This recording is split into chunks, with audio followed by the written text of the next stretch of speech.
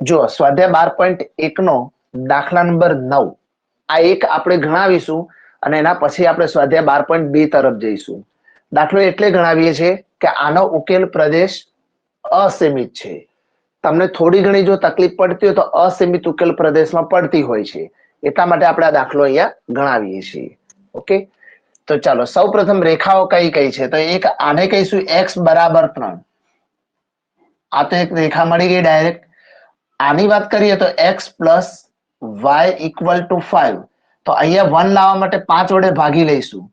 તો x ના છેદમાં 5 y ના છેદમાં 5 બરાબર 1. એટલે આ રેખા છે ને એ x ને 5 0 અને y યામમાં 0.5 બિંદુ આગળથી પસાર થશે. એ રીતે ત્રીજી રેખા x plus 2y equal to 6. તો 6 વડે ભાગી દો આમને. અહીં 6 વડે ભાગો તો ભાગાકારમાં છેદમાં 3 આવશે, અહીંયા 1. અને આ એવું દર્શાવે છે કે y ઇક્વલ ટુ 0. બરાબર, y 0 થી મોટો છે અને અહીંયા x 3 થી મોટો છે. આટલી શરતો આપણને આપવામાં આવેલી છે. હવે આ શરતોને આધીન આપણે સૌપ્રથમ આલેખ ડ્રો કરીશું. ચલો બંને અક્ષ લખી દઈશું. આ y યામ, આ x યામ. આ y છે, સોરી આ x છે અને આ y છે.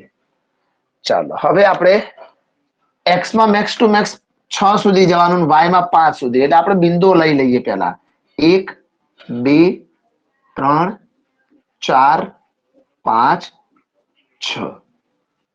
1 2 3 4 5 6 ની જરૂર નથી. ઓકે, હવે x બરાબર 3 વાળી લાઈન, એટલે આ જે x ના 3 છે ને એમાંથી જે પસાર થતી હોય એ લાઈન, તો એને આપણે x બરાબર 3 વાળી લાઈન કહીશું. આ જે લાઈન મળી એને કહીશું x બરાબર 3. ચલો એક રેખા દોરી દીધી આપણે. બીજી રેખા છે અહીંયા જુઓ. આને ક્યાં દોરવાની? તો x ના 5 ક્યાં છે? અહીંયા. યામ શું કહેવાય આના? 5 0. ઓકે, અને y ને ક્યાં? તો 5 માં છે એટલે આના યામ શું મળશે? 0 5.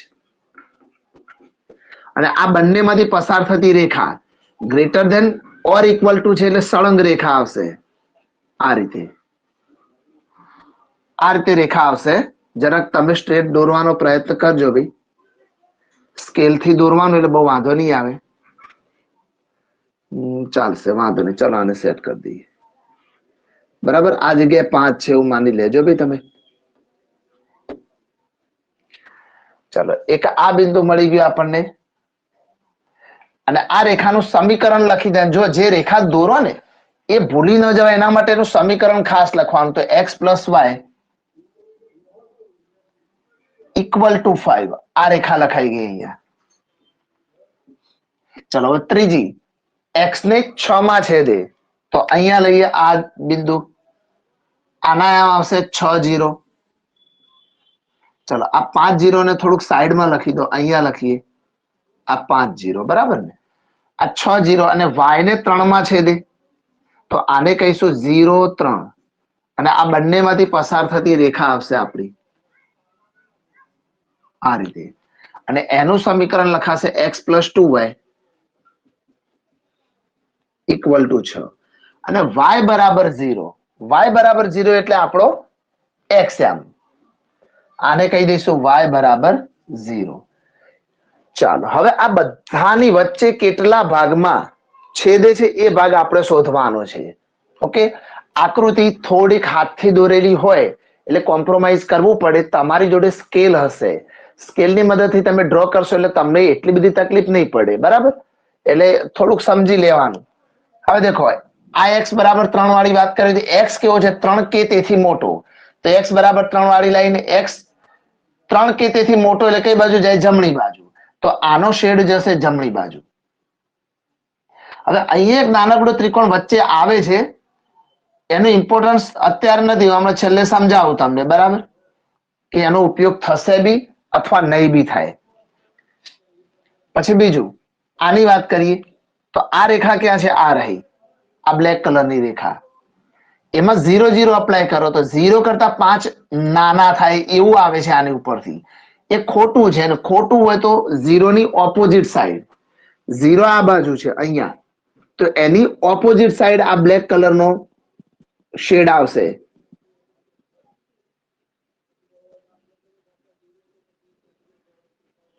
આ રીતે જશે ઉપરની સાઈડ. હવે આની વાત કરીએ, x + 2y વાળી લાઈન આ રહી. આમાં 0 0 મૂકો તો 0 થી 6 નાના એવું થાય છે, એ પણ ખોટું. તો એ જે રેડ લાઈન છે એનો શેડ પણ કઈ બાજુ જશે? ઉપર તરફ. આ રીતે. તો અહીંયા જે નાનકડો ત્રિકોણ રચાય છે ને, એમાં રેડ લાઈન નો શેડ આવશે, પણ બાકીની બે લાઈનોનો શેડ નથી આવવાનો. એટલે આપણા ઉકેલ પ્રદેશમાં અહીંયા જે નાનકડો ત્રિકોણ રચાશે એ આવશે નહીં. એટલે એટલા માટે એનું કોઈ એટલું બધું મહત્વ રહેતું નથી. અને y બરાબર 0, y 0 કે તેથી મોટો, એટલે આ x અક્ષ છે એ 0 વાળી લાઈન, એનાથી મોટો ભાગ એટલે ઉપરનો ભાગ. તો આ રીતે જોવા જઈએ તો આપણો ઉકેલ પ્રદેશ આ એરિયામાં આવે, જ્યાં બધા જ શેડ ભેગા થશે. જુઓ, આ એક શેડ, આ બીજો શેડ, આ ત્રીજો શેડ, અને આનો તો ઉપર જ આવવાનો y > 0 વાળો, એટલે બધા શેડ અહીંયા ભેગા થશે.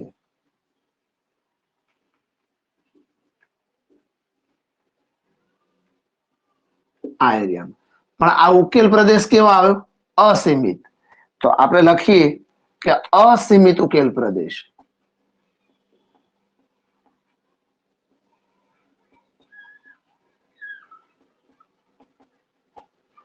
ચાલો, આ આપણને મળી ગયો અસીમિત ઉકેલ પ્રદેશ.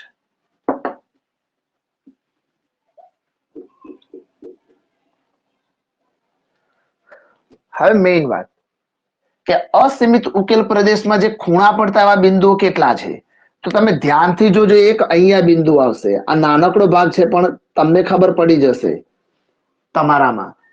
એક બીજો ભાગ અહીંયા બી આવશે, અહીંયા પણ છેદશે, અને ત્રીજું બિંદુ અહીંયા પણ આવશે. એટલે એવા ટોટલ આપણને બિંદુઓ મળી જશે 3 બિંદુઓ. તો એ 3 બિંદુઓ આપણે શોધવાના છે. એ કેવી રીતે શોધવાના? ચાલો, તો આપણે જોઈએ. પહેલા જે આ બિંદુ છે, અહીંનું ઉપરનું બિંદુ, આ ભાગ, એ કઈ બે રેખાઓનું છેદ બિંદુ છે? તો એક આ રેખા, આ રેખા એટલે x = 3 વાળી રેખા. તો x = 3, અને બીજું આ કોને છેદે છે? આને છેદે છે. જુઓ, અહીંથી પસાર થાય છે આ રેખા. x + y = 5. આ બંનેની મદદથી આપણે આ બિંદુના યામ શોધવાના છીએ. તો x ની વેલ્યુ 3 હોય તો આમાં 3 મૂકી દો તમે x ની જગ્યાએ, તો શું થશે? 3 + y = 5. તો આ તગડો પેલી બાજુ બાદ કરો એટલે 5 માંથી 3 જાય તો 2 થઈ જાય. તો x = 3 અને y બરાબર શું મળશે? 2. એટલે આ જે બિંદુ મળ્યું x ના 3 ઉપર છે ને y ના 2 ઉપર આવશે અહીંયા. તો એના યામ અહીંયા લખી દઈએ 3 2. ચાલો, એક આ બિંદુ લેવાનું છે આપણે. પછી એક અહીંનું બીજું બિંદુ છે. દેખો, આ બિંદુ એ કોનું છેદ બિંદુ છે? કે રેડ લાઈન. રેડ લાઈનમાં કોણ છે? x + 2y = 6. આ રેડ લાઈન, અને બીજી અહીંયા આ બ્લેક લાઈન છે. જુઓ, આ બ્લેક લાઈન. તો એ પણ મૂકી દો અહીંયા, x + y = 5. આનું સમીકરણ. આ બંનેનો લોપ કરો. લોપ એટલે નિશાની ચેન્જ કરીશું. આ કેન્સલ આઉટ થશે. 2y માંથી 1y જાય તો y, 6 માંથી 5 જાય તો 1. તો y ની વેલ્યુ કેટલી મળી આપણને? 1 મળી. બરાબર. એટલે આની સામે છેદશે તમારે, અહીંયા આ 1 ની સામે છેદશે. પણ આપણે હાથથી દોરેલું હોય એટલે થોડુંક આગુ પાછું થાય. સ્ટ્રેટ દોરો તો અહીંથી જાય રેખા આમ. બરાબર, એ સમજી લેજો. y 1 હોય તો x શું હોય? તો y ની વેલ્યુ મૂકી દો તમે કોઈ પણ એકમાં. આમાં મૂકી દો y ની વેલ્યુ. y ની વેલ્યુ 1 મૂકીએ આપણે, 1. તો 1 પેલી બાજુ 5 માંથી 1 બાદ કરો એટલે x ની વેલ્યુ 4 મળે. તો y 1 હોય ત્યારે x બરાબર કેટલા મળે? 4 મળે. તો એક આ બિંદુ છે આપણું, અને એના આમ આવશે 4 1. 4 1. અને આ બિંદુ ઓલરેડી છે 6 0. તો 3 શિરોબિંદુઓ મળી ગયા આપણને. કયા કયા 3 મળે એ દેખી શકાય એવા છે. બરાબર. તો દેખો આ બધું કોમન છે ભાઈ, આના માટે કોઈ અલગ મેથડ નથી, સિમ્પલ વસ્તુ છે. જેટલા બી સમીકરણ આપવામાં આવ્યા હોય એ બધા જ સમીકરણોની રેખાઓને ડ્રો કરવાની, બધા રેખાઓનો શેડ નક્કી કરવાનો કે છાયાંકિત પ્રદેશ કઈ બાજુ આવે છે. આમ લખવાનું હોય પણ મેં લખ્યું નથી હવે, કારણ કે આગળ લખતા શીખવાડ્યું છે ભાઈ.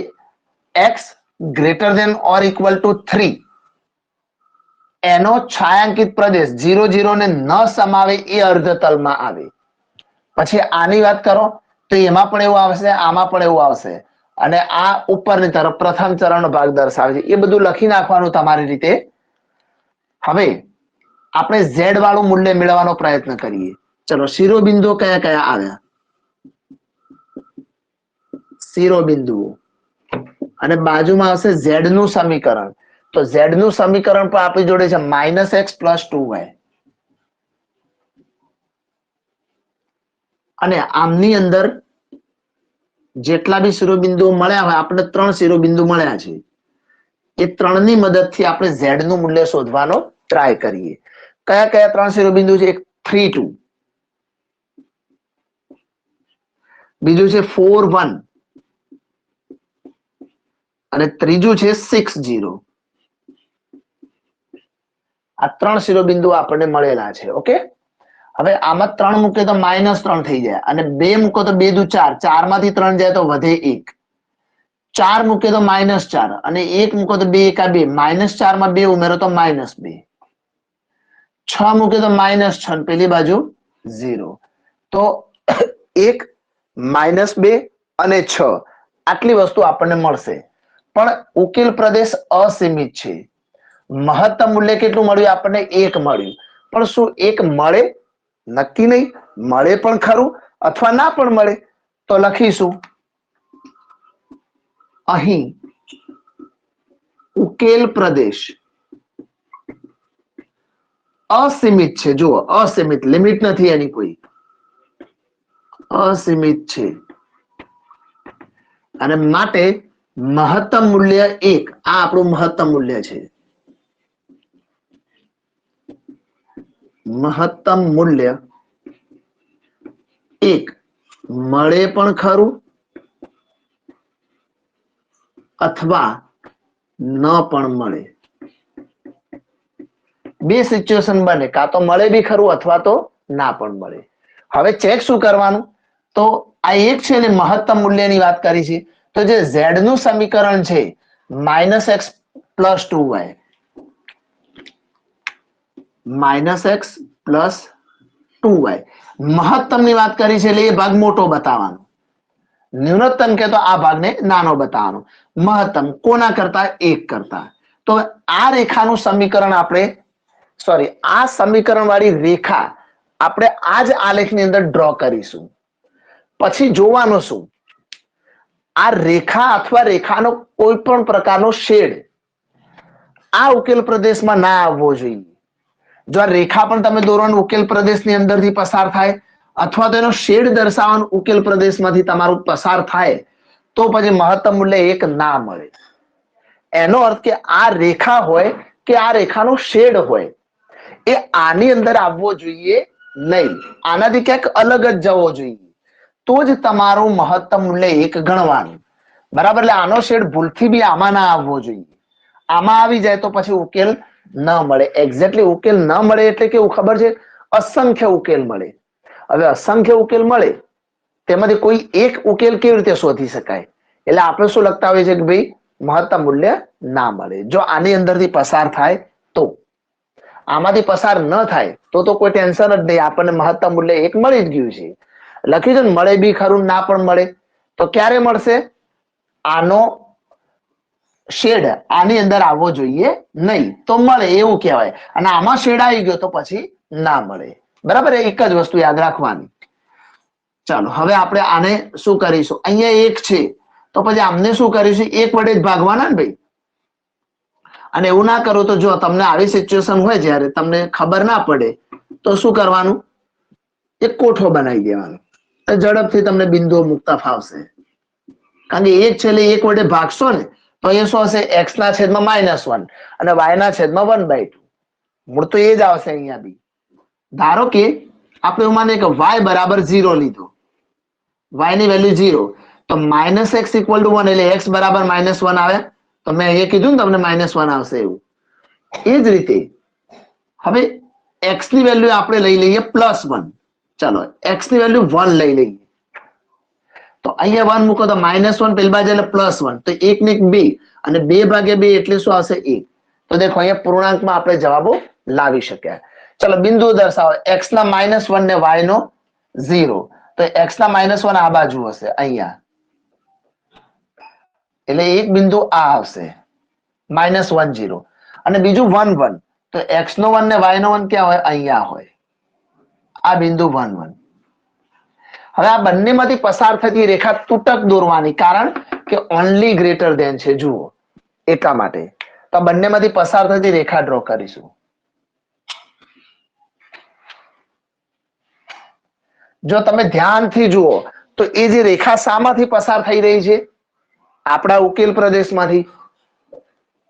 હવે જ્યારે તમે આ રેખાનો શેડ દોરો, કાં તો આમ આવશે કાં તો આમ આવશે, ગમે તે બાજુ આવશે, પણ એ શેડ આપણા શેડની સાથે મેચ થઈ જશે, કોમન બની જશે બધું, ઘણું બધું. તો આવી સિચ્યુએશનમાં શું કહેવાય કે ભાઈ આને મહત્તમ મૂલ્ય 1 મળશે નહીં, કારણ કે 1 ની અસંખ્ય મહત્તમ મૂલ્યો હોય. હવે એમાંથી એકને શોધવાનું તો કેવી રીતે શોધી શકાય? એટલે આપણે લખીએ છીએ કે ભાઈ મહત્તમ મૂલ્ય મળશે નહીં. તો આ z નો આલેખ છે, તો z રેખાનું સમીકરણ આપણે આની ઉપર દર્શાવીએ. પહેલા શું છે સમીકરણ? -x + 2y = 1. -x + 2y = 1 વાળી રેખા છે. ઓકે, અને પછી લખાય કે ભાઈ z ની રેખા અસીમિત ઉકેલ પ્રદેશમાંથી પસાર થાય છે. આ લખી શકાય -x + 2y = 1 વાળી રેખા, કાં તો રેખા અસીમિત ઉકેલ પ્રદેશમાંથી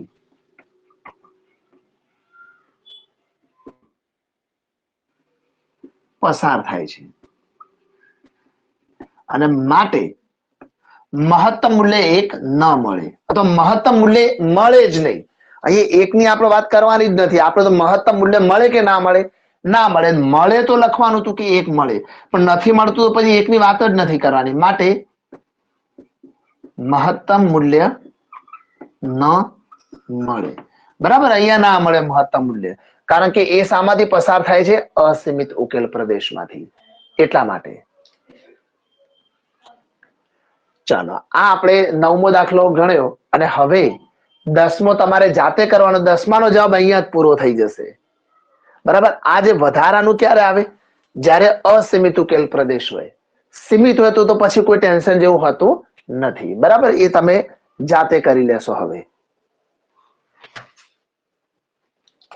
સર સર સર રકમમાં જ્યારે z નું મૂલ્ય મહત્તમ મૂલ્ય આપેલું હોય ત્યારે z નું જે સમીકરણ એટલે મહત્તમ હોય ત્યારે ગ્રેટર ધેન દોરવાનું.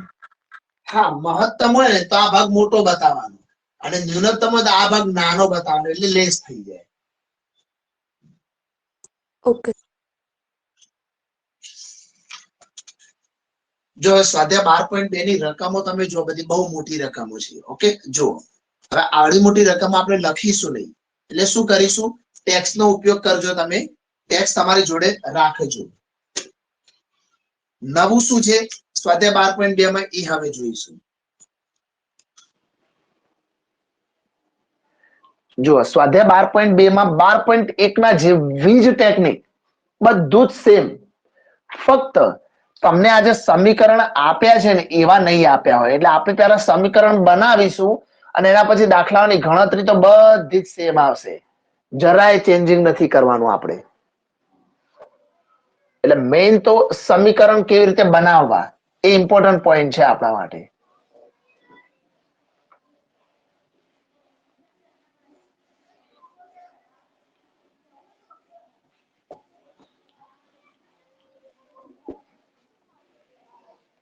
જેટલી પ્રેક્ટિસ કરશો ને આ દાખલાઓમાં એટલું જ તમને વધારે આવડશે, કારણ કે પ્રેક્ટિસ વગર દાખલાઓમાં શું થશે? ભૂલ પડવાના ચાન્સ વધતા જશે. બરાબર, એટલે થોડીક પ્રેક્ટિસ તમારે વધારે કરવાની રહેશે ભાઈ આમાં.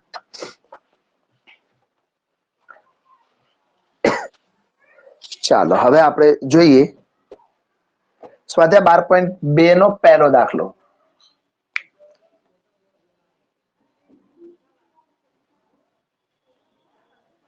કોઈ થિયરીની કોઈ સૂત્રો નહીં આની અંદર, એટલા માટે ડાયરેક્ટ ચાલુ કરીએ છીએ આપણે. બરાબર, આમાં કોઈ જ સૂત્રોની જરૂર નથી કે કોઈ બીજી પ્રોપર થિયરીની પણ આમાં જરૂર નથી, એટલે આપણે ડાયરેક્ટ અહીંથી ચાલુ કરીશું. ચલો સવાલો સમજજો, જેટલા સવાલો વધુ સારી રીતે સમજશો ને દાખલાનો જવાબ એટલો જ તમને ઝડપથી આવડશે. ચાલો હવે એમાં એવું આપેલું છે આપણને કે રેશમા જેમાં વિટામિન એ ના ઓછામાં ઓછા 8 એકમ તથા વિટામિન બી ના ઓછામાં ઓછા 11 એકમ હોય એવી રીતે પી અને ક્યુ એમ બે પ્રકારનો ખોરાક મિશ્ર કરવા માંગે છે. હવે બે પ્રકારનો ખોરાક છે અહીંયા. તો ચાલો પહેલા ખોરાક કેટલા પ્રકારનો છે એ લખીએ. જો એક બોક્સ બનાવીશું, એક કોઠો બનાવીશું, જેથી તમને સમીકરણો બનાવવામાં સરળતા રહે. તો બે પ્રકારના ખોરાક છે, પી અને ક્યુ. તો ખોરાક પી અને ખોરાક ક્યુ બે પ્રકારનો ખોરાક છે. ઓકે, હવે એમાં પાછું શું કહે છે કે વિટામિન પણ બે પ્રકારના અલગ અલગ છે, વિટામિન એ અને વિટામિન બી. તો અહીંયા લખો વિટામિન એ અને વિટામિન બી. શાંતિથી સમજજો. પહેલા એકવાર આખો દાખલો સમજશો ને કેવી રીતે બને, એના પછી તમને વધારે સારી રીતે સમજ પડશે. આ દાખલા કેવા છે કે એક જ દાખલામાં ખબર નહીં પડે, પણ 2-3 દાખલા જોશો ને એટલે તમને આઈડિયા આવશે કે હવે કરવાનું શું હોય છે આમાં. ચાલો જુઓ, બીજી લાઈન ફરીથી વાંચું છું બકા, ફરીથી જોજો. પી અને ક્યુ એમ બે પ્રકારનો ખોરાક મિશ્ર કરવા માંગે છે. ખોરાક પી ની કિંમત પ્રતિ કિલોગ્રામ 60 રૂપિયા છે અને ખોરાક ક્યુ ની કિંમત પ્રતિ કિલોગ્રામ 80 રૂપિયા છે. હું અત્યારે કઈ જ લખતો નથી. કેમ? પહેલા એકવાર આખી રકમ સમજો, પછી ક્યાંથી શરૂઆત કરવાની લખવાની એ જોજો. હવે જુઓ, ખોરાક પી પ્રતિ કિલોગ્રામ 3 એકમ વિટામિન એ ધરાવે છે. દેખો, ખોરાક પી વિટામિન એ કેટલું ધરાવે છે? 3 એકમ. તો હવે અહીંયા લખવું પડે ખોરાક પી 3 એકમ વિટામિન એ ધરાવે છે અને 5 કિલોગ્રામ વિટામિન બી ધરાવે છે. ખોરાક પી 3 કિલોગ્રામ વિટામિન એ અને 5 કિલોગ્રામ વિટામિન બી ધરાવે છે. એટલે જો આની સામે આવી ગયું આ વસ્તુ.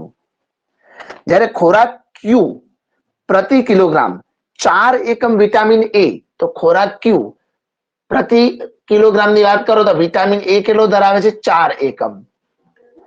જ્યારે 2 એકમ વિટામિન બી, તો આ વિટામિન બી કેટલો આવશે અહીંયા? 2 એકમ. તો આ રીતે આપણે આટલું દર્શાવ્યું. મિશ્રણની ન્યૂનતમ કિંમત શોધો, એટલે આપણે મહત્તમ ન્યૂનતમ શબ્દો વાપરતો હતો ને, આ એ જ શબ્દની વાત છે. હવે રકમ પહેલેથી વાંચીશું, કારણ કે હજુ તો ઘણું બધું લખવાનું બાકી છે. પણ આટલું કેમ લખ્યું આ સીધે સીધું ખબર પડે છે. ખોરાક પી છે ને, એમાં બે પ્રકારના વિટામિન છે, એ અને બી. કેટલા? તો વિટામિન એ 3 એકમ અને વિટામિન બી 5 એકમ છે. ખોરાક ક્યુમાં વિટામિન એ 4 એકમ અને વિટામિન બી 2 એકમ છે. તો જે આપણે જોઈ શકીએ, જે ઝડપથી ખબર પડી એ દર્શાવી લીધું. હવે પહેલેથી જોઈએ તો ખબર પડશે કે રેશમા જેમાં વિટામિન એ ના ઓછામાં ઓછા 8 એકમ, આ દેખો આ વિટામિન એ ના એકમ છે. ખોરાક પી માં 3 એકમ છે અને ખોરાક ક્યુ માં 4 એકમ. પણ કોણ છે? આ વિટામિન એ છે અને નીચે વાળી લાઈન વિટામિન બી છે. પણ આપણે શું કીધું છે કે વિટામિન એ ના ઓછામાં ઓછા 8 એકમ, એટલે વિટામિન એ ની સામે ખાનું બનશે ઓછામાં ઓછા. ઓછામાં ઓછા કેટલા એકમ? 8 એકમ. તો આ ફક્ત વિટામિન એ ની વાત કરી, ઓછામાં ઓછા 8 એકમ. અને વિટામિન બી જે દેખાય છે ને, એના ઓછામાં ઓછા કેટલા એકમ છે? 11 એકમ. તો જ્યારે વિટામિન એ ની વાત કરો તો આડી લાઈનમાં ફક્ત વિટામિન એ છે, જુઓ, અને આ આડી લાઈનમાં વિટામિન બી છે. એટલે એની સામે ઓછામાં ઓછા વડવાળો ભાગ છે ને દર્શાવીશું. હવે ખોરાક પી ની કિંમત તો દેખો, ખોરાક પી માટે ઊભી લાઈન આવશે. ખોરાક પી ની કિંમત 60 રૂપિયા. યાદ રાખજો, આવી રીતે જે કિંમત આપે ને આ નફાનું પરિણામ કહેવાય. આને એક પ્રકારનો ઝેડ કહેવાશે. ઓકે, આ ઝેડ માટે સમીકરણ બનશે. અને ક્યુ ની કિંમત આડી ના આવે, ક્યુ ની કિંમત ઊભી જ આવે. અને એ કિંમત કેટલી? ₹80 ધરાવે છે. બસ બાકીનું બધું આવી ગયું. જુઓ તમે હવે એક એક પોઈન્ટ ટુ પોઈન્ટ આવી ગયા. તો મિશ્રણની ન્યૂનતમ કિંમત શોધવાની છે આપણે. આટલું દર્શાવ્યા પછી મિશ્રણની ન્યૂનતમ કિંમત શોધવાની છે.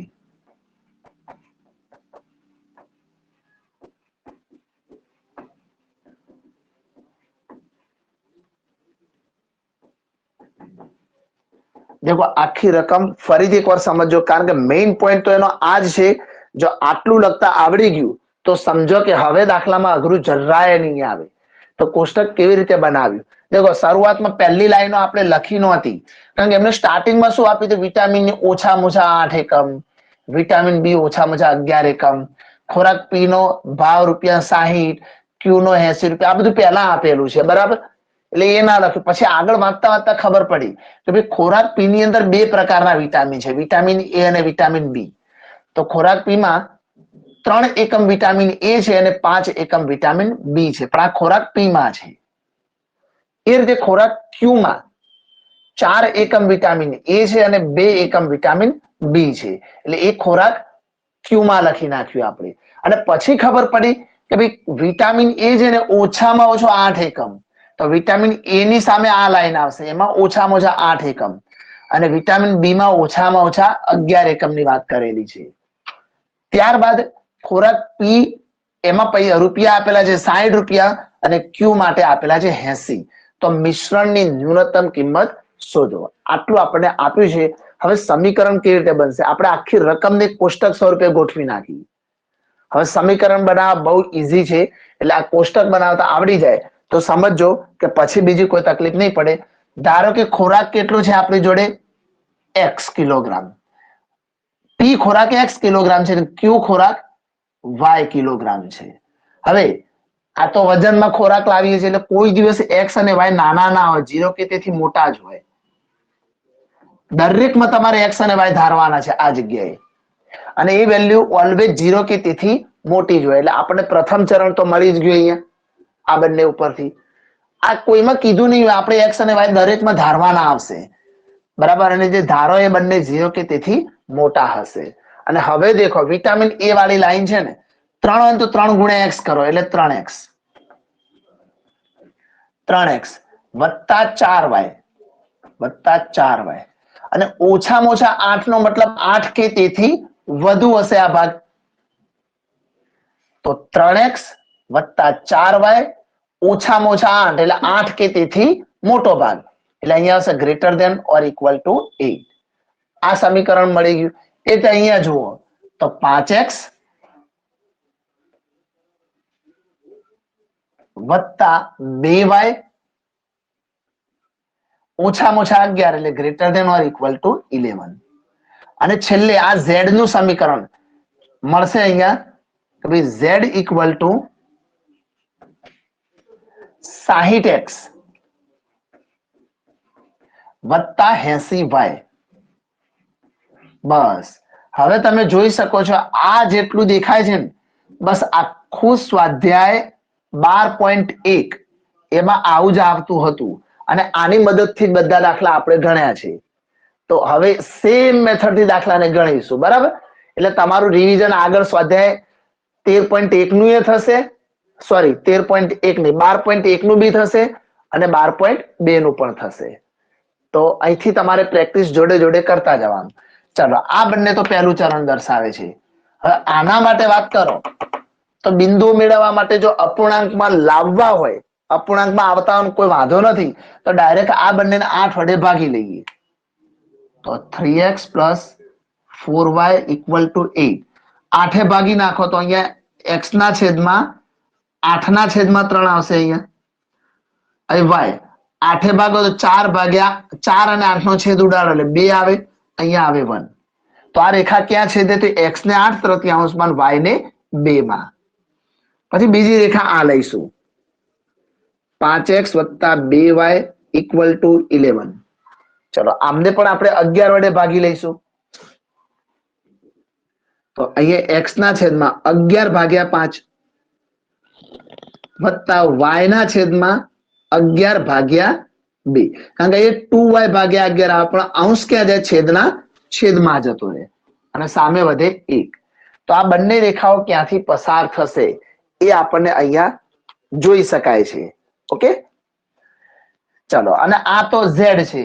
z નો તો ઉપયોગ કોષ્ટક બનાવવા માટે થશે. અસીમિત આવશે તો વિચારીશું, સીમિત આવશે તો કોઈ ટેન્શન નથી. બરાબર, જોઈએ આગળ કે સીમિત આવે છે કે અસીમિત આવે છે. હવેનું લખાણ છે ને ભાઈ, એ બધું થોડુંક શોર્ટમાં લખીશું, કારણ કે આટલો ભાગ આપણો અહીંયા બ્લોક થઈ ગયો છે. હવે આટલા ભાગનો ઉપયોગ કરવાનો છે આપણે, એટલા માટે. હવે એટલે જે અમુક વસ્તુ જે આપણે પોઈન્ટ 1 માં શીખી એ બધી નોર્મલ વસ્તુ છે, એનો ઉપયોગ આપણે અહીંયા શોર્ટમાં કરીશું.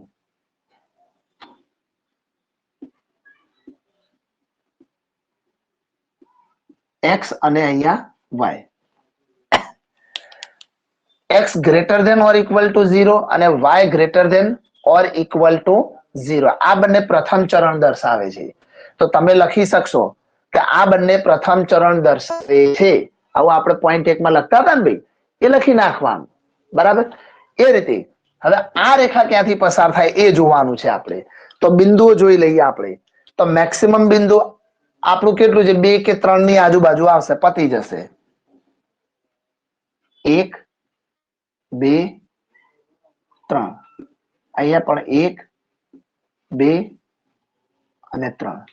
હવે થોડુંક હું અંદાજિત કામ કરીશ. જેમ કે x ને 8 ના છેદમાં 3 માં આ છેદે છે, તો 8 ભાગ્યા 3. ચલો એક કામ કરીએ, કેલ્ક્યુલેટર નો ઉપયોગ કરી દઈએ આપણે. 8 ભાગ્યા 3 તો મળી જશે 2.66, એટલે 2.6. તો x ને 2.6 માં એટલે 2.5 અહીંયા આવે તો 2.6 અહીં હોય અંદાજે. આ બિંદુ 2.6 કહેવાય, જેને કહીશું 8/3. તો આના આમ આવશે 8/3 0. આ બિંદુ આવશે. એ રીતે અહીંયા y ને 2 માં છેદે તો y ના 2 આ રહ્યા. આના એમ કે 0 2. તો આ બંનેમાંથી પસાર થતી રેખા એ આ બનશે.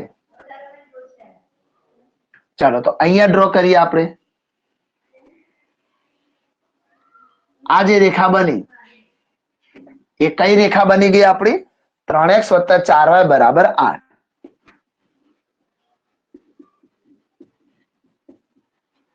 આ રેખા બની ગઈ. ચલો હવે આમની વાત કરીએ. 11/5 એટલે લગભગ 2 પહોંચી લઈએ. 11/5 એટલે આપણને મળશે 2.2. 2.2 ક્યાં હોય? અંદાજિત જોવા જઈએ તો 2.2 અહીંયા ક્યાંક હશે, આ જગ્યાએ. આ 2.2 એટલે એને લખાય 11/5. તો આ બિંદુને કહીશું 11/5 અને y 0 થઈ જશે. ઓકે, 11/2 તો 11/2 એટલે 5. હા, અહીંયા થોડું મોટું થશે ભાઈ. આ 5.5 થશે. એટલે આપણે થોડુંક અહીંયા આપણે આકૃતિમાં બદલીશું થોડું. બરાબર, ઉભા રહો, એક કામ કરી દઈએ.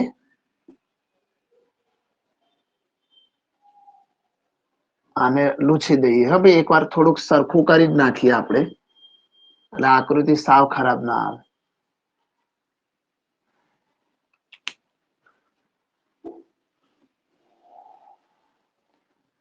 એક કામ કરો, ફરીથી દોરી દઈએ આપણે આકૃતિ.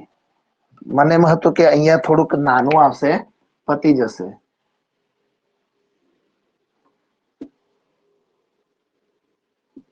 અહીં 0 1 2 3, આ બાજુ 1 2 3 4 5 અને 6.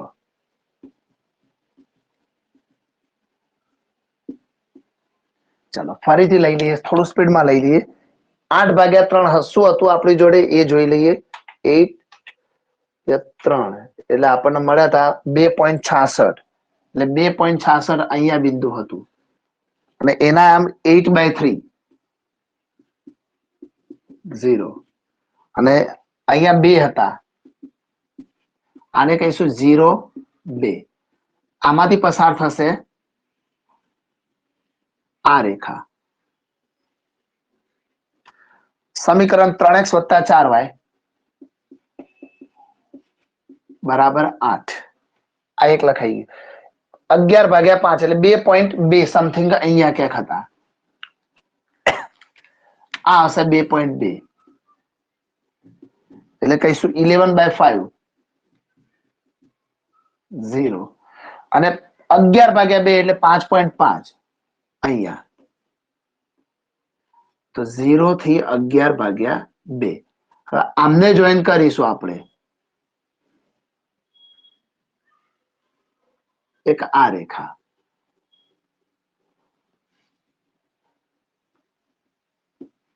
આમનું સમીકરણ છે 5x + 2y = 11. ચલો આટલું બતાવ્યા પછી આ બંને તો પહેલું ચરણ દર્શાવે છે. શેડ લઈ લઈએ. ચાલો શેડ શું દોરાશે? તો બ્લેક લાઈન છે. બ્લેક લાઈન એટલે પહેલી લાઈન 3x + 4y વાળી લાઈન એટલે એ આ રહી. આ સમીકરણમાં 0 0 અપ્લાય કરો તો 0 0 મૂકવાથી 0 > 8 0 થી 8 નાના આવે ખોટું પડે અને ખોટું પડે તો બ્લેક લાઈન નો શેડ 0 થી ઓપોઝિટ સાઈડ. અને આને શું લખવાનું તમારે લખવું હોય તો 0 0 ને ન સમાવે એ અર્ધતલમાં એનો ઉકેલ પ્રદેશ અથવા તો છાયાંકિત પ્રદેશ મળશે. હું નથી લખતો બરાબર. એ રીતે રેડ લાઈન જે રેડ લાઈન છે એ આપણી આ છે. આ રહી. આમાં 0 0 મૂકો તો 0 થી 11 નાના આ પણ ખોટું સાબિત થાય છે તો એ પણ 0 0 ને ન સમાવે એ અર્ધતલ મળશે. તો પછી બંને ભેગા થયા જો બ્લેક અને રેડ અહીંયા ભેગા થશે તો ઉકેલ પ્રદેશ આ પણ કેવો આવ્યો? અસીમિત આવી ગયો. જુઓ આમ જશે. અસીમિત ઉકેલ પ્રદેશ આવે તો થોડું કામ તમારું વધી જાય. એવું નથી કે ના આવડે પણ થોડું કામ વધી જાય. બરાબર. ઉકેલ પ્રદેશ અસીમિત છે તો અહીં લખાશે અસીમિત ઉકેલ પ્રદેશ.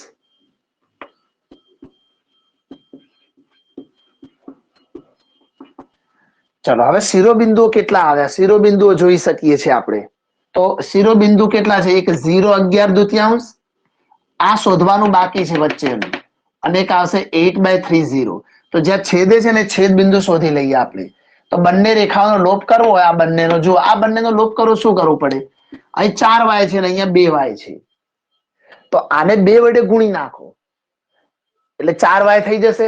પછી બંનેની બાદબાકી કરીશું તો પરિણામ 1 અને 2 લેવાના છે પણ આને આપણે ગુણી લઈશું. અહીંના એ લખું છું. જો ભાઈ આ નંબર 1 છે આ નંબર 2 છે.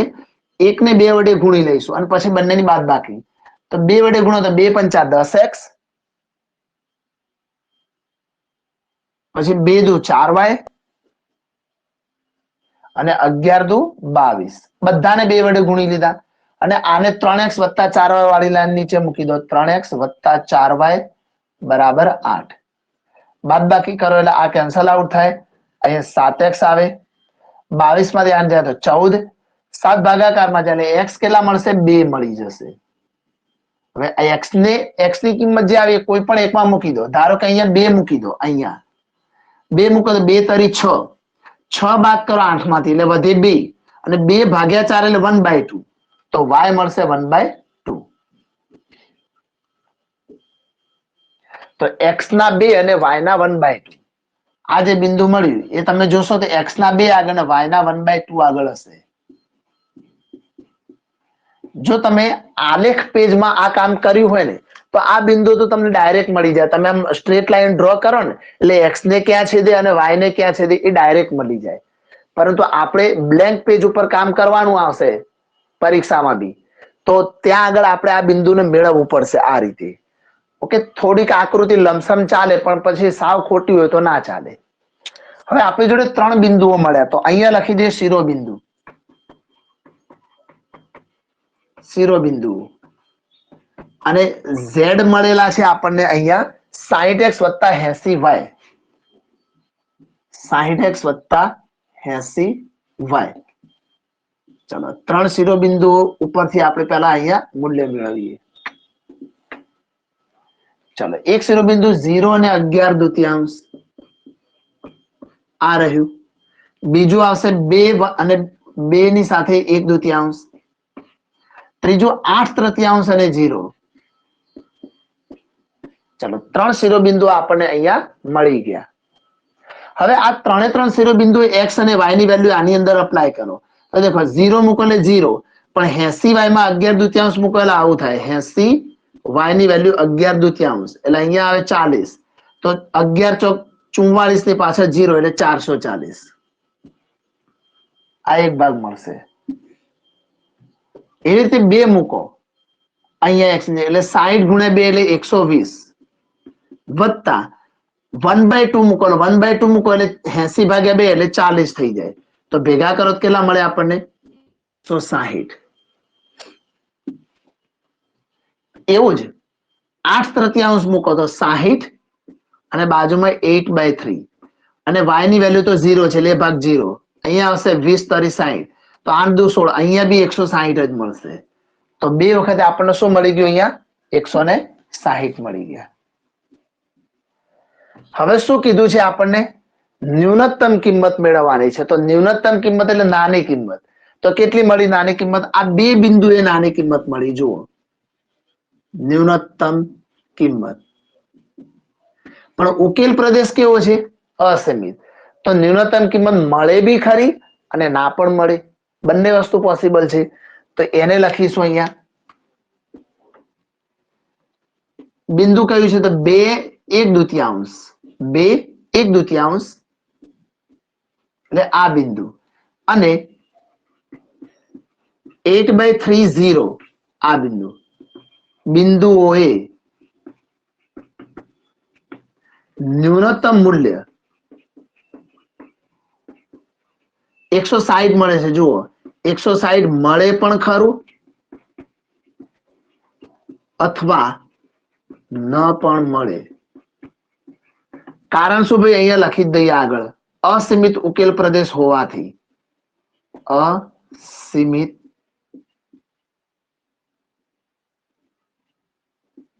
ઉકેલ પ્રદેશ હોવાથી આ બંને બિંદુઓએ ન્યૂનતમ મૂલ્ય 160 મળે પણ ખરું અથવા ના પણ મળે. ઓકે, હવે નથી મળતું કે મળતું છે આપણને ખબર નથી, એટલા માટે આપણે z ની પસંદગી કરવાની. તો ચાલો, z શું છે આપણું? 60x વત્તા 80y. આ આપણો z છે. હવે કેવું મૂલ્ય કીધું છે? ન્યૂનતમ. ન્યૂનતમ એટલે આ ભાગ નાનો બતાવવાનો. કોના કરતા? 160 કરતા. હવે આની રેખા ડ્રો કરીશું. જો આ રેખાનો કોઈ પણ ભાગ આની અંદર ના આવે તો ન્યૂનતમ મૂલ્ય 160, અને કોઈ પણ હિસ્સો આની અંદર આવી ગયો તો ન્યૂનતમ મૂલ્ય મળશે નહીં. બસ આટલું જ યાદ રાખવાનું. z માં વધારાનું આટલું જ હોય ભાઈ. તો દેખો 160 ભાગી નાખો બધાને, તો અહીંયા શું હશે? 160 ભાગ્યા 60 થશે. અહીંયા y ના છેદમાં 160 ભાગ્યા 80 એટલે 8 દુ 16 એટલે 160. આ બે આવી જશે ડાયરેક્ટ જ. અહીંયા 1, અહીં છેદ ઉડાડો એટલે 0 0 ઉડે.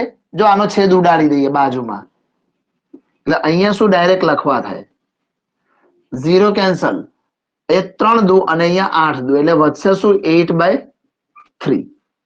બધાને 160 વડે ભાગી લીધા આપણે. ચાલો, હવે આપણે આ બંને વસ્તુ દર્શાવવાનું છે. તો 8/3 આ રહ્યા, દેખો 8/3. આ બિંદુ આપણું 8/3 છે. તો 8/30 એટલે આપણું આ બિંદુ, આ બિંદુ. અને y નો બગડો ક્યાં છે? આ રહ્યો, તો એટલે આ બિંદુ. તો આ બંનેમાંથી પસાર થતી રેખા તૂટક ડ્રો કરીશું આપણે.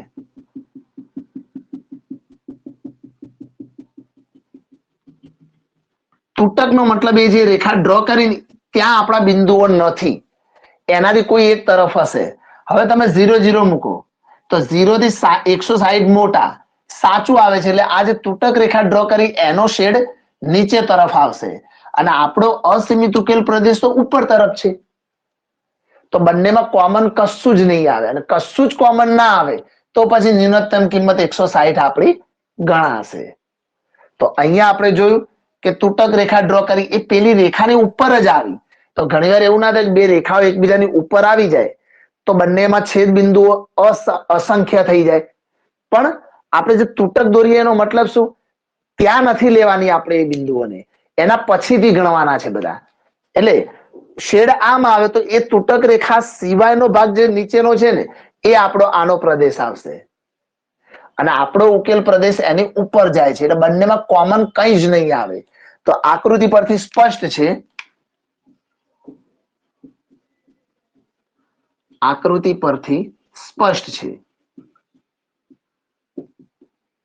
કે ન્યૂનતમ મૂલ્ય 160 મળશે, મળે છે. બરાબર. આકૃતિ પરથી શું સ્પષ્ટ છે કે બંનેમાં કોમન કઈ નથી, એટલા માટે ન્યૂનતમ મૂલ્ય આપણને 160 મળી જશે. બરાબર. એવું તમારે લખવું લખાય કે ભાઈ અસીમિત ઉકેલ પ્રદેશ અને ઝેડ નો પ્રદેશમાં સામાન્ય બિંદુઓ ન હોવાથી ન્યૂનતમ મૂલ્ય 160 મળે. તો જો વધુ એક દાખલો અસીમિત નો મળ્યો આપણને જોવા મળે. ચલો, કોઈ પણ ક્વેરી હોય તો માઇક ઓન કરી શકો છો. ચાલો, ઓકે. તો દાખલાઓમાં હવેથી નવો ટોપિક કઈ જ નહીં, ખાલી આ બોક્સ કેવી રીતે બને એ આવડી જાય તો સમીકરણ આવડે. સમીકરણ આવડે એટલે આખું આગળનું સ્વાધ્યાય જેમ ગણતા હતા એ રીતે જ આપણે ગણવાનું હોય. કોઈ વિદ્યાર્થી આગળનું સ્વાધ્યાય નથી જોયું અને જો આમાં સમજ પડી જશે ને તો આગળનું આવડી જશે. પણ હું કહું છું કે પહેલા આગળનું જોજો, જેમને ખબર ના હોય. ડાયરેક્ટ આને જોવાનું ટ્રાય કરશો તો નહીં સમજ પડે.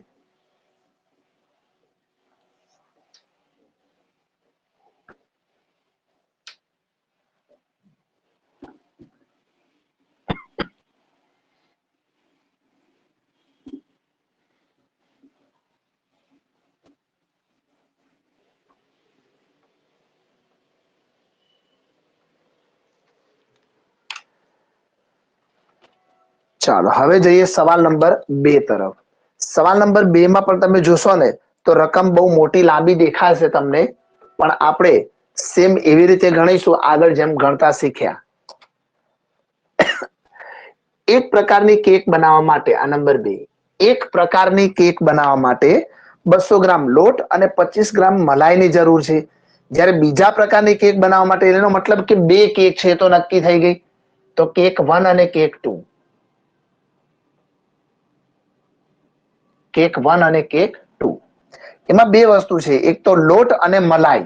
તો એમને અહીંયા લઈ લઈશું, લોટ અને મલાઈ. તો જે કેક 1 છે, કેક 1, એમાં કેટલો લોટની જરૂર છે? તો 200 ગ્રામ લોટની જરૂર છે. જુઓ, કેક 1 માં લોટ કેટલો છે? 200 ગ્રામ. જ્યારે 25 ગ્રામ મલાઈની જરૂર છે, 25 ગ્રામ મલાઈ. જ્યારે કેક 2, બીજા પ્રકારની કેક બનાવવા માટે 100 ગ્રામ લોટ. તો અહીંયા બીજા પ્રકારની જે કેક છે એનો લોટ કેટલો કીધો છે? 100 ગ્રામ. અને 50 ગ્રામ મલાઈની જરૂર પડે છે. અહીંયા 50 ગ્રામ મલાઈ છે, આટલી જરૂર પડે છે. હવે 5 કિલોગ્રામ લોટ અને 1 કિલોગ્રામ મલાઈથી વધુમાં વધુ કેટલી કેક બને? તો આ પાછી વસ્તુ શું આવી? લોટ અને મલાઈની જ વાત કરી છે આપણી સામે. લોટ અને ફક્ત મલાઈની જ વાત કરવામાં આવી છે, બીજું કંઈ કરવામાં આવેલું નથી.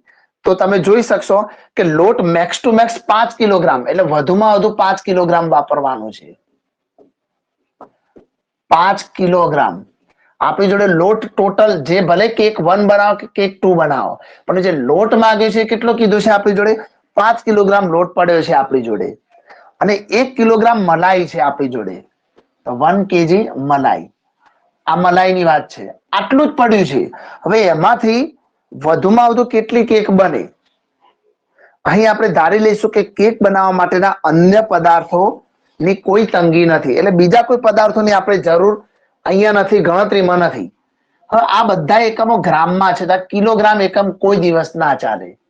તો પછી 5 કિલોગ્રામ એટલે શું લખાય? 5000 ગ્રામ. અહીંયા બી 1 કેજી ના ચાલે, અહીંયા શું આવશે? 1000 ગ્રામ. એકમો સેમ બનવા જોઈએ. બરાબર. આવું કદાચ કોઈ દાખલામાં એકમ અલગ આપ્યા હોય તો તમારે જરાક જોઈ લેવાનું.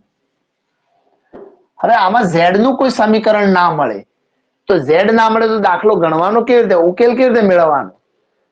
આ બી પ્રશ્ન થાય ને. પણ હવે આ કેક ઘરે ખાવા માટે બની રહી છે એટલે નફો નુકસાન આમાં હોતું નથી. બસ એમણે એવું કીધું છે કે આ જેટલો લોટ છે એમાં વધુમાં વધુ કેક કેટલી બનાવશો તમે, તો આપણે એવું કહીશું ભાઈ કેક 1x બનાવવાની છે અને કેક 2 છે એ કેટલી બનાવવાની છે y.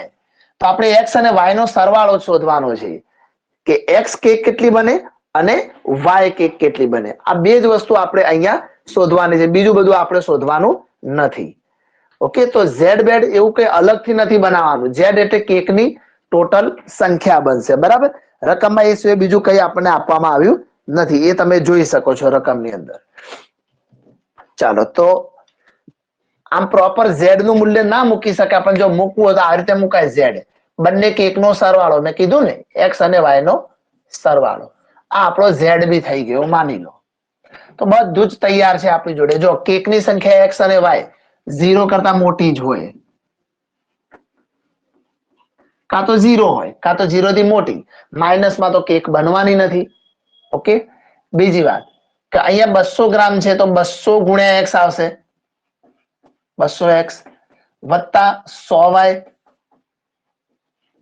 અને વધુમાં વધુ આટલા છે. વધુમાં વધુ નો મતલબ શું થાય કે 5000 કે તેથી ઓછા. આ વધુમાં વધુ કહેવાય. તમને એમ કીધું કે 5000 ગ્રામ, એનો મતલબ કે 5 કિલો. 5 કિલોગ્રામ લોટમાંથી તમે કેક બનાવો તો શું કરશો તમે? કાં તો 5 કિલોગ્રામ લોટ વાપરી દેશો અથવા એનાથી ઓછો લોટ વાપરશો. ક્યારેક ક્યારેક કેવું કે થોડોક લોટ વધે બી ખરો, પણ 5 કિલોગ્રામ કરતા વધુ લોટ તમે કેવી રીતે વાપરશો, જે આપણી જોડે છે જ નહીં. એટલે 5 કિલોગ્રામ લોટ વાપરવાની વાત કરીએ તો તમારું વધુમાં વધુ તમે 5 કિલોગ્રામ વાપરી શકો. એનો મતલબ એવો થાય આપણી જોડે 100 ની નોટ હોય અને ખર્ચ કરવાનો હોય તો તમે વધુમાં વધુ કેટલા રૂપિયા વાપરી શકો? 100 રૂપિયા. પણ કોઈ કે ના મારે 90 જ વાપરવા છે તો વાપરી શકાય, પણ 110 વાપરવા તો ક્યાંથી વાપરો તમે? આ એવી વસ્તુ થઈ ગઈ અહીંયા. તો આ વધુમાં વધુ એટલે કે 5000 કે તેથી ઓછો એટલા આપણે ગ્રામ વજન યુઝ કરી શકીએ લોટનું. હવે એવી રીતે મલાઈની વાત કરો તો 25x વત્તા 50y અને વધુમાં વધુ 1 kg એટલે 1000 ગ્રામ. તો આ મળી ગયા. અને ઝેડ નું સમીકરણ તો આપણે અહીંયા લખી જ દીધું છે. તો બધા સમીકરણ મળી ગયા આપણને. હવે આમની મદદથી આપણે આલેખ ડ્રો કરીશું. બધા દાખલામાં આલેખ ડ્રો નહીં કરીએ, હજુ એક દાખલામાં આમાં કરીએ છીએ આપણે આલેખ. પછી અહીંથી તમને કામ આપી દઈશ આટલું આવ્યા પછી.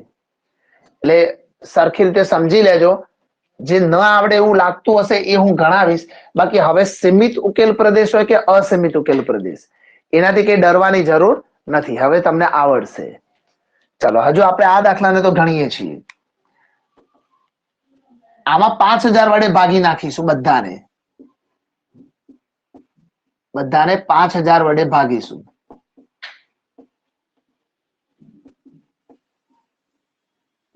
અહીંયા 1 થઈ જશે. 5000 ને 5000 વડે ભાગવામાં આવે તો 00 કેન્સલ, 2 25 આવશે તો x ના છેદમાં 25. અહીંયા 20 કેન્સલ આઉટ થશે તો y ના છેદમાં આવશે 50 બરાબર 1. તો આ એક સમીકરણ મળી ગયું આપણને. એ રીતે આમાં જઈએ તો 1000 ભાગી લઈશું આપણે.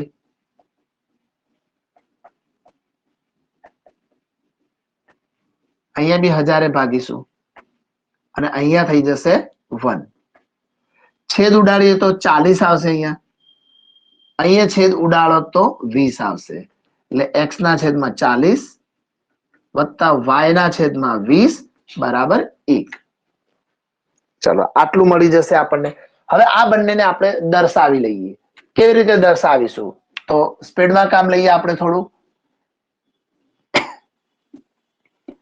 જ્યારે મોટી સંખ્યાઓ આપેલી હોય તો તમે 5 નો કે 10 નો ડિફરન્સ લઈને મૂકી શકો. હું 10 મૂકું છું. 10 20 30 40 50 વગેરે. એ રીતે y માં પણ 10 20 30 40 50 સુધી હું લખી દઉં છું. અને આ 0. ચલો, આ 40 માં છેદે છે એટલે અહીંયા આવશે આ બિંદુ, જેને કહીશું 40 0. અને આ 20 માં તો અહીંયા 0 20. હવે આમાંથી રેખા પસાર કરીશું આપણે. આ રીતે, અને એનું સમીકરણ મૂકી દઈશું અહીંથી 25x વત્તા 50y બરાબર 1000. આ એનું સમીકરણ થઈ ગયું. હવે આની વાત કરીએ તો 25, તો 25 કે અહીંયા 20 અને 30 ની વચ્ચે, તો આના આમાં આવશે 25 0. અહીંયા 50 છે તો અહીંયા આવશે તો 0 50, અને આ બંનેમાંથી પસાર થાય એક રેખા ડ્રો કરીશું, અને એનું સમીકરણ લખી દઈએ 200x વત્તા 100y બરાબર 5000. ચલો એ બી દર્શાવી લીધું. હવે એમના શેડ જોઈ લઈએ, કઈ બાજુ કોનો શેડ આવે. તો ચલો આ રેખા એટલે આપણી બ્લેક લાઈન વાળી આ છે, તો 0 0 મૂકો તો 0 0 કરતા 1000 મોટા, તો સાચું છે. તો આનો શેડ 0 તરફ આવશે, આ બાજુ. રેડ લાઈન ની વાત કરીએ તો આની અંદર મૂકી દો, તમે આમની અંદર મૂકી દઈએ. ચલો તો શું થશે, અહીંયા જુઓ 0 0 મૂકો તો 0 થી 5000 મોટા, એ બી સાચું. તો રેડ લાઈન નો શેડ પણ 0 તરફ જ આવવાનો છે, તો 0 તરફ એટલે આ બાજુ. જ્યારે આ બંને શું દર્શાવે છે, પ્રથમ ચરણ, તો પ્રથમ ચરણમાં આ બંને એરિયા અહીંયા આવશે, આટલા એરિયામાં. તો અહીંયા કયા કયા બિંદુઓ મળશે એ આપણે જોઈ લેવાનું. એક તો દેખો આ 0 0 હશે અહીંયા, એક આ 0 0, ઓકે. પછી આ બિંદુના એમાં આવશે 25 0. અહીંયા કયું બિંદુ મળશે આપણને, 25 0. છેક ઉપર જોઈશું તો 0 20 મળશે અહીંયા, અને પેલી બાજુ બંનેનો છેદ બિંદુ શોધવાનું છે. એટલે હું લમસમ શોધું છું, તમે બંનેનો લોપ કરી શોધી લેજો. અહીંયા 20 અને અહીંયા 30, એ રીતે છેદે છે. એટલે આ બિંદુ હશે x ના 20 અને y ના 10 આગળ. તો તમે લોપ કરીને પણ મેળવી શકો. જો આકૃતિ પરફેક્ટ દોરી હોય તો તમને આ વસ્તુ ડાયરેક્ટ પણ મળી જાય, બરાબર. પણ લોપ કરીને કરશો તો વધારે સારું રહેશે. તો શિરોબિંદુ કયા કયા મળી ગયા એ લખી નાખીએ અહીંયા.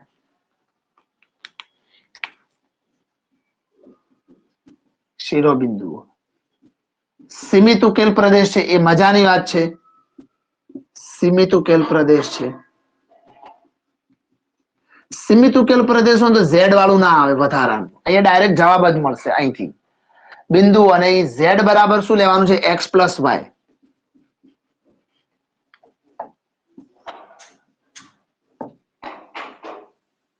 કેટલા બિંદુ છે, 1 2 3 4, 1 2 3 અને 4 બિંદુઓ. તો ચાલો પહેલું બિંદુ લઈએ 0 0. બીજું છે અહીંયા આ બિંદુ લેવાનું છે આપણે, 25 0 છે અહીંયા. અહીંયા આવે 20 10,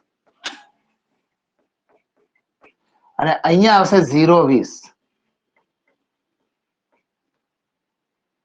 ચલો આટલા મળી ગયા. હવે 0 0 આમાં મૂકો તો શું થઈ જાય, બંનેનો સરવાળો 0.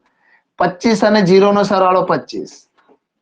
20 અને 10 મૂકો તો 20 ને 10 30, અને 0 20 મૂકો તો 0 અને 20 એટલે 20. હવે શું કીધું છે કે વધુમાં વધુ કેટલી કેક બનાવી શકાય. વધુમાં વધુ એટલે કેક નો સરવાળો મેક્સિમમ ક્યાં આવ્યો, અહીંયા આવ્યો, આ મહત્તમ આવ્યો. તો જ્યારે એવું કહેવાય કે એ પ્રકારની 20 કેક અને બી પ્રકારની 10 કેક બનાવો તો મહત્તમ તમે 30 કેક બનાવી શકો. ટોટલ કેટલી બનાવી શકાય, 30 કેક. તો લખાય કેક 1, કેક 1 20 અને કેક 2 એ 10 બનાવો, 10 બનાવવામાં આવે તો મહત્તમ કેક 30 બનાવી શકાય. તો 30 કેક આ રીતે આપણે બનાવી શકીએ. ઓકે, તો આ રીતે આપણે દાખલા નંબર 2 ને બી જોયો. બધા જ સેમ ટુ સેમ દાખલા છે. એટલે નેક્સ્ટ લેક્ચર ની અંદર આપણે બધા દાખલાઓમાં હવેથી સમીકરણ બનાવી આપીશું, અને અહીંથી આ કામ તમારે કરવાનું. અસીમિત હોય તો અહીંયા જવાબ કેટલો સિમ્પલ છે જુઓ. અને સીમિતના દાખલા પણ સીમિત તો જવાબ કેટલો સિમ્પલ છે, અસીમિતના દાખલાઓની પણ આપણે પૂરતા પ્રમાણમાં પ્રેક્ટિસ કરી ચૂક્યા છીએ.